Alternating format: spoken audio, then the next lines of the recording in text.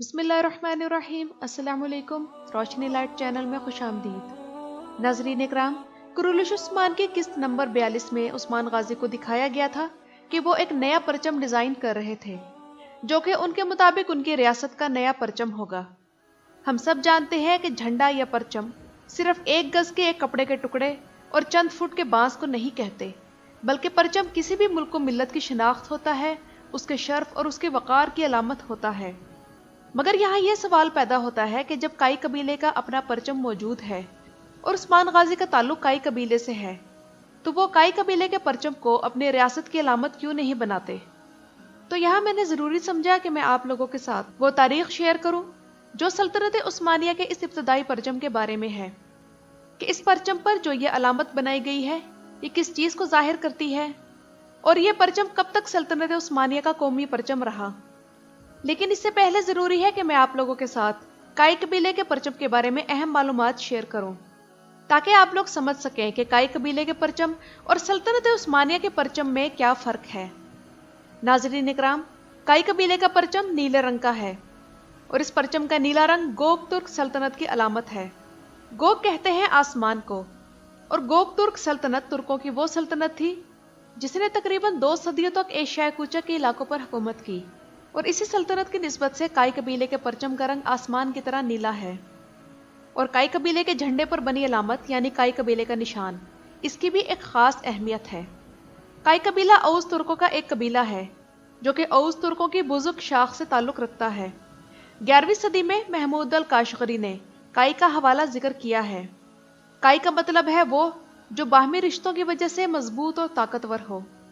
خیوا کی ریاست کے خان اور مورخ عبدالغازی بہادر اپنی تاریخ کی کتاب شجرہ تراکم میں لکھتے ہیں کہ کائی اوز ترکوں کے 24 قبیلوں میں سے ایک ہے، اور عبدالغازی بہادر کے مطابق کائی کا مطلب ہے طاقتور۔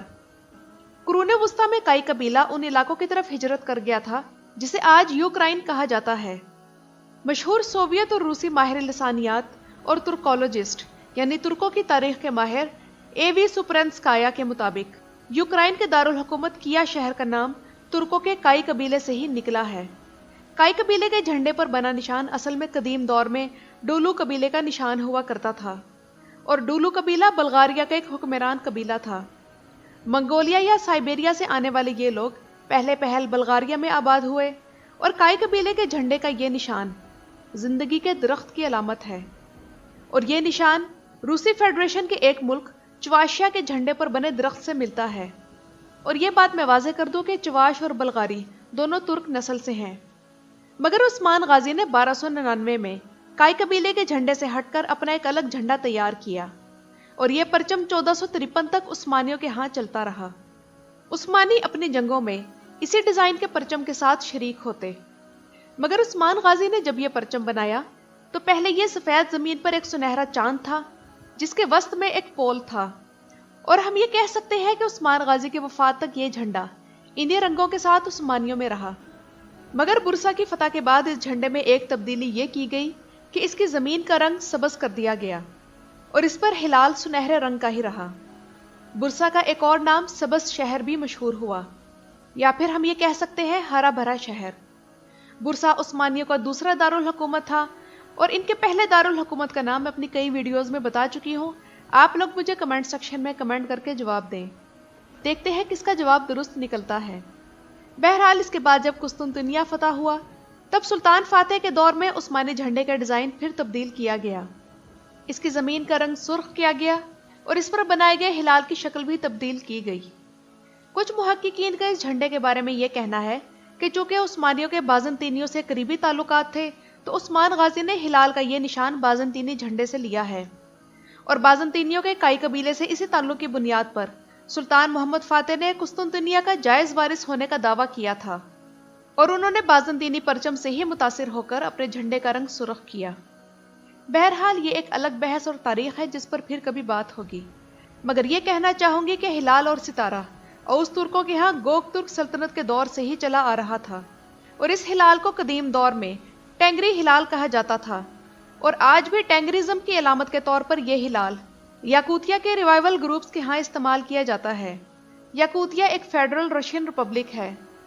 बहरहाल अब कुरुलुश उस्मान की तरफ आते हैं कि उस्मान गाजी को इस झंडे के बनाने की जरूरत क्यों महसूस हुई और इस झंडे की मौजूदगी से काई कबीला और उसके झंडे की अहमियत कम होगी या नहीं। नाज़रीन इकराम, इस झंडे की मौजूदगी इसलिए जरूरी है कि अब उस्मान गाजी एक नई सल्तनत बनाने जा रहे हैं और अब काई कबीला इस सल्तनत का हिस्सा होगा। और लाजमन बात यह है कि इस मौके पर ऐसे झंडे की जरूरत थी जो किसी एक कबीले का निशान ना हो बल्कि तमाम तुर्कों के लिए वहदत की अलामत हो और इस झंडे तले तमाम तुर्क एक नई रियासत के लिए जद्दोजहद जारी रख सके और इसी झंडे तले तमाम राया बराबरी के साथ रह सके। सल्तनत उस्मानिया के क़याम का आगाज हो चुका है और अब इस परचम तले तमाम तुर्क कबाइल एक नई सल्तनत के क़याम की जद्दोजहद करेंगे और फिर वो सल्तनत कायम होगी जिसका हर शहरी उस्मानी कहलाता था, चाहे वो मर्द हो या औरत, मुस्लिम हो या गैर मुस्लिम, उस्मानी होता था।